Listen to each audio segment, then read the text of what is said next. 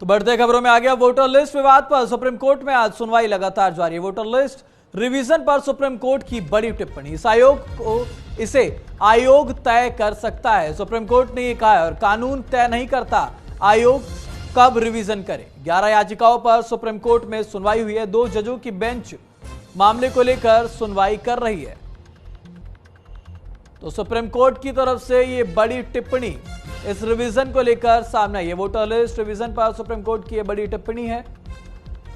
उन्होंने कहा कि इसे आयोग खुद तय कर सकता है, कानून तय नहीं करता आयोग कब रिवीजन करेगा। 11 याचिकाओं पर सुप्रीम कोर्ट में आज सुनवाई हो रही है। 2 जजों की बेंच में ये सुनवाई है। बिहार में इस साल के अंत में विधानसभा चुनाव होने हैं, जिसको लेकर एसआईआर को लेकर ये चुनौती दी गई थी। 11 याचिकाएं दायर की गई थी, जिसके बाद अब सुप्रीम कोर्ट में आज सुनवाई जारी है। और ये 2 बड़ी टिप्पणियां सुप्रीम कोर्ट की तरफ से सामने आई है, जिसमें उन्होंने कहा कि आयोग इसे खुद तय कर सकता है, कानून ये तय नहीं करता कि कब रिवीजन करें। कोर्ट में मजबूती से सारे पक्षों को जो है रखा जा रहा है, लेकिन सबसे बड़ा सवाल ये खड़ा हो रहा है कि आप आधार कार्ड को नामंजूर क्यों कर रहे हैं, आप राशन कार्ड को नामंजूर क्यों कर रहे हैं, आप जॉब कार्ड को, मनरेगा कार्ड को नामंजूर क्यों कर रहे हैं। अभी भी जो है बिहार के लोगों के पास वो डॉक्यूमेंट है ही नहीं। कहीं भी कोई भी स्पष्टीकरण जो है चुनाव आयोग नहीं दे रहा है। चुनाव आयोग को आखिर ऐसी क्या जिद है कि उनके कमिश्नर जो है प्रेस कॉन्फ्रेंस करके सारी बात को क्लैरिफाई क्यों नहीं करते, क्यों कंफ्यूजन पैदा कर रखा, किस बात का ईगो है चुनाव आयोग को।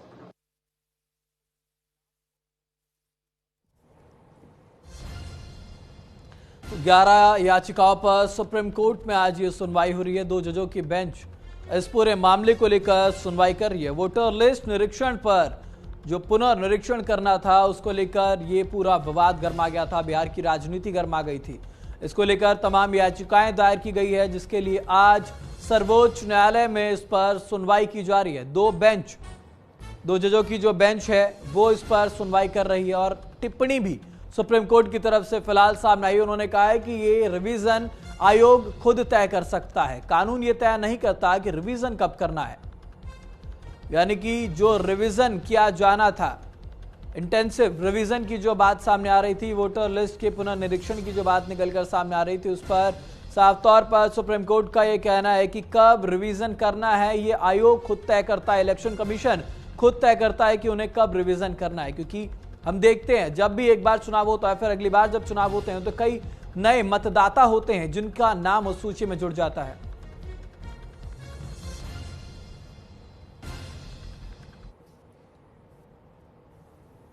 तो इस पूरे मामले पर विकास जोगी, सुप्रीम कोर्ट के अधिवक्ता, हमारे साथ जुड़ चुके हैं। बहुत स्वागत है सर आपका न्यूज इंडिया पर। जी थैंक यू। आपसे जानना चाहेंगे कि जो ये रिवीजन की बात की जा रही है, ये कितनी सही और कितनी गलत मानते हैं? सबसे पहले तो आपसे ही जानना चाहेंगे। नहीं, रिवीजन होना चाहिए क्योंकि 5 साल बाद चुनाव हो रहा है। 5 साल में कितने लोगों की 18+ हो जाएंगे, कितने लोगों की मृत्यु हो जाएगी। तो ऐसे वोटर लिस्टों में कहीं वोटिंग के टाइम पर कहीं गड़बड़ी ना हो। कभी कभी हमने भी ये देखने को, हम सभी को ये मिलता है कि व्यक्ति समाप्त हो गया और उसकी वोटिंग अभी भी चल रही है, काउंटिंग बढ़ रही है। और कहीं ना कहीं जब एक रूरल एरिया होता है बिल्कुल एक, और बिहार आज विकास की ओर बढ़ा है, लेकिन कुछ क्षेत्र ऐसे हैं जो आज भी पिछड़े हुए हैं, तो वहां पर कहीं ना कहीं विवाद की स्थिति बनती है। तो ये बहुत अच्छा निर्णय है, इस चीज का रिवीजन हो, सारी चीजें निकल के आए। इसके लिए सारे लोगों को, जो भी राजनीतिक पार्टी है, उसको समर्थन करना चाहिए। कोई गलत निर्णय नहीं है इस चीज का। बिल्कुल, क्योंकि आज कई याचिकाओं पर सुनवाई भी हो रही है 2 जजों के बेंच में, लेकिन सुप्रीम कोर्ट ने भी एक बड़ी टिप्पणी करते हुए कहा कि कोई कानून ये डिसाइड नहीं करता है कि रिवीजन कब करना है। इलेक्शन कमीशन का अपना विवेक होता है, वो अपने हिसाब से रिवीजन कर सकता है। नहीं, अभी क्या है कि अगर मान लो अभी हम यहाँ पे कुछ बोलेंगे तो शायद वो लगता है विपक्ष का ये रहेगा कि हम लोग सत्ताधारी पार्टी के समर्थन में बोलते हैं। चुनाव आयोग, इस देश लोकतांत्रिक देश है, चुनाव आयोग पर तो कम से कम राजनीतिक पार्टियों को शक नहीं करना चाहिए। चुनाव आयोग निष्पक्ष सारी व्यवस्थाएं करता है और इंडिपेंडेंट चीज है वो। कोर्ट ये सच्चाई सच ही बोला उन्होंने, कोर्ट कैसे उन चीजों को रोक देगा, उनका अपना एक अलग दायरा है और वो एक रिवीजन करा रहे हैं, सब चीजों को देख रहे हैं, कितने वोट बढ़ने चाहिए, कौन से ऐसे भी बहुत से वोट हैं, जैसे दिल्ली वाला चुनाव हुआ था, दिल्ली चुनाव में भी बहुत सारे वोट कटे थे और विपक्षों ने आरोप लगाया था कि जी वोट जो है सत्ताधारी पार्टी उसको चेंज कराई, लेकिन ऐसा नहीं था। जो हमारे बिहार के लोग दसियों सालों से अन्य अन्य राज्यों में रह रहे हैं, तो जो व्यक्ति जहाँ रह रहा है वहाँ वोटिंग का अधिकार उसको वहाँ होना चाहिए, लेकिन वोट परसेंट आज भी वहीं पर बना हुआ है, तो कहीं ना कहीं वो गड़बड़ रहेगा, हर चुनाव को प्रभावित करेगा, चाहे वो बिहार का चुनाव हो चाहे अन्य जगह चुनाव हो। क्योंकि डोमिसाइल की बात भी सामने आ रही थी, क्योंकि कई बार ऐसा देखा जाता है जब एक राज्य का व्यक्ति होता है वो कमाने खाने के लिए जब वो राज्य छोड़ देता है, लेकिन बावजूद इसके जो वोटिंग परसेंटेज होता है वो वहीं पर खड़ा होता है। इसको लेकर के भी विपक्ष कई बार सवाल खड़े कर चुका है रहता है। दूसरा इसमें क्या है, वो एक मूल्यवान डोमिसाइल जो आप बात कर रहे हैं, उस सर्टिफिकेट को भी बनाने के लिए, आरक्षण के लिए हम लोग बिहार में रहेंगे, वोटिंग परसेंट हमारा बिहार भी होगा, दिल्ली भी होगा, बंगाल भी होगा, तो ये कहीं ना कहीं कुछ ना कुछ एक बहुत गलत चीजें बनी हुई हैं, धारणा बना रखी है लोगों ने। और चुनाव आयोग का ये जो निर्णय बहुत सही निर्णय है, बिहार ही नहीं, इस चीज को चुनाव आयोग को हर राज्य में जब जब चुनाव हो, ये पूरे भारत को सबको एक बार दोबारा से एनालिसिस करके और सभी का वोट दुरुस्त करना चाहिए। और हम तो इस पक्ष में है कि इस वोटिंग करने का राइट आधार से जुड़ जाना चाहिए, कि आधार अगर वोटिंग करना तो सीधे अंगूठा आदमी पंच करे और अपना वोटिंग हो जाए। बिल्कुल विकास जी, क्योंकि ये भी देखने को मिल रहा है, क्योंकि जैसा आपने बताया कि ये निरीक्षण अगर किया जाता है, पुनः निरीक्षण होता है, रिवीजन होता है, तो अगर या तो ये हर इलेक्शन से पहले किया जाए तो ज्यादा सही रहे, क्योंकि साफ तौर पर विपक्ष ये बात बोलता हुआ नजर आ रहा है कि 2024 का जो लोकसभा चुनाव था उस वक्त आपने निरीक्षण नहीं किया, 2019 में नहीं किया, तमाम राज्य जहां पर विधानसभा चुनाव हुए वहां पर आपने निरीक्षण नहीं किया, लेकिन इस बार आप बिहार में निरीक्षण कर रहे हैं 2003 के बाद। ये कितना सही और गलत मानते हैं आप?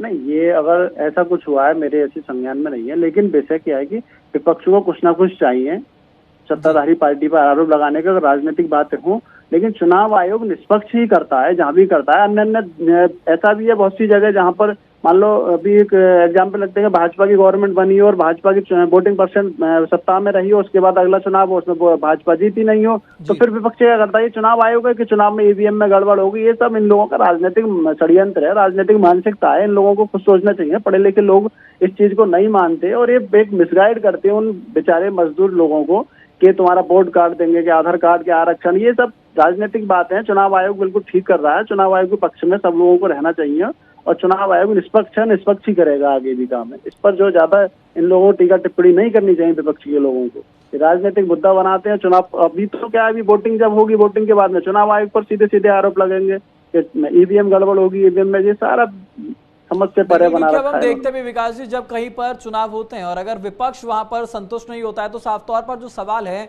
वो ईवीएम पर खड़े हो जाते हैं, इलेक्शन कमीशन पर खड़े हो जाते हैं। लेकिन ऐसे में विपक्ष की तरफ से, यानी कि बिहार में तेजस्वी यादव की तरफ से ये बयान दिया जा रहा है कि इस बार जो निरीक्षण किया जा रहा है इसमें आधार को मान्यता नहीं दी जा रही। जब पूरे देश में आधार को मान्यता दी जा रही है तो इस बार जो रिवीजन हो रहा है इसमें आधार कार्ड को क्यों नहीं मान्यता दी जा रही? ये बहुत बड़ा सवाल उनकी तरफ से खड़ा किया गया है। ये जो इन्होंने, ये जो अगर ऐसा कुछ है कि आधार को मान्यता नहीं दे रही, ये बहुत ही निंदनीय। फिर कहीं ना कहीं इसमें फिर षड्यंत्र की वो आती है। हमारा आधार कार्ड, पहचान पत्र, ration card, driving licence, passport, कुछ भी हम पर ऐसा एविडेंस हो जो हमारे पहचान को निर्धारित करता हो, हमको वोटिंग में उसको मान्य रखना चाहिए। अगर ऐसा है कि वो आधार को नहीं मान रहे चुनाव आयोग, तो फिर कहीं ना कहीं एक स्थितियां ऐसी हैं, कहीं ना कहीं सुप्रीम कोर्ट ऐसा आदेश पारित करेगी कि इनको ये सब चीजें माननी पड़ेगी। और इसको लेकर अगर विपक्ष आवाज उठा रहा है तो उनकी आवाज बुलंद होनी चाहिए। बिल्कुल सही निर्णय लिया है। ऐसे तो जिस पर आधार कार्ड नहीं लेंगे, और ऐसे आज भी बहुत लोग हैं जिनके आधार कार्ड नहीं बने, तो वोट देने से, एक ही तो वोटिंग का राइट है पूरे देश में, लोकतांत्रिक देश में, वो भी जनता से छिन जाएगा तो फिर तो एक तानाशाही वाला माहौल बन जाएगा। बिल्कुल, क्योंकि आधार यूआईडीआई की तरफ से पूरे देश में हर जगह लिंक कराया जा रहा है, लेकिन ये सवाल उनकी तरफ से खड़ा किया जाता है। दूसरा एक और जो प्रमुख सवाल उठाया जा रहा है विकास जी, वो ये है कि क्या बिहार विधानसभा का जो चुनाव है वो अक्टूबर या फिर नवंबर में साल के अंत में होना, और जुलाई का महीना आ चुका है, आधा जुलाई बीतने वाला है, लेकिन इतने कम समय में क्या ये जो रिविजन है ये हो पाएगा? 11 दस्तावेज जो पेश करने हैं वो हो पाएगा? मतलब नहीं लगता ही नहीं, क्योंकि जुलाई अब समाप्ति की ओर ही, अगस्त का ही है सिर्फ।